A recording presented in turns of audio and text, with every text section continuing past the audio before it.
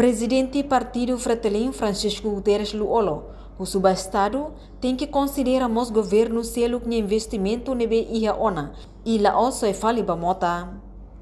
Presidente Partido Fretilin Francisco Guterres Luolo, ia nini intervenção e aniversário Fundação Fretilin Badala Limanolo, ia sábado lorong ronolo racing ida fulan setembro tinangne.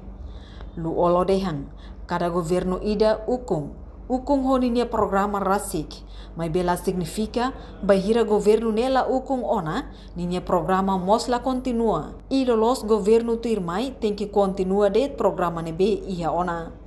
Tamba tuir Luolo, bahira hahalok idane acontece bebek, governação troca malo, maka osam barak se gasta, tamba la iha continuidade quando governo idane etung.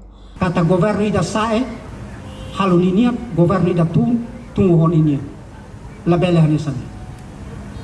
Se governo ida sae, sobu ida selo kuninian, então ita halu governo ida uluk halu investimento, ho osa nebe makabarak liu, so ela dei tuir ba mota kumoronia, la ia foli.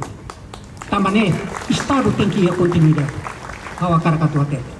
Estado tem que ir a continuidade. Baidane, ita la bela usa a maioria ida. Para tu bela muda buat tuir ita minha cara.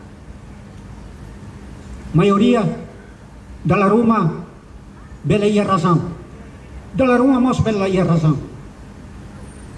Então é preciso sukat maioria ninia. Nia kibit nia toa nebe. É preciso mas reconhecer minoria ninia vontade para tu bela hadia.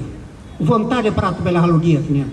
Então é preciso mas ronasira para italah bawi. Demokrasia hahua ni sanido.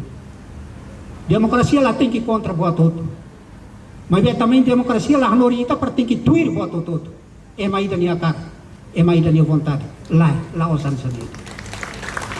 Portanto, hari Estado ne atu servir povo, então tem que lá tuir lei nebe iha ona. Tem que iha visão nebe naruk, ho di halo desenvolvimento nacional. Laos ida sai, ida seluk nian sobu ne la los.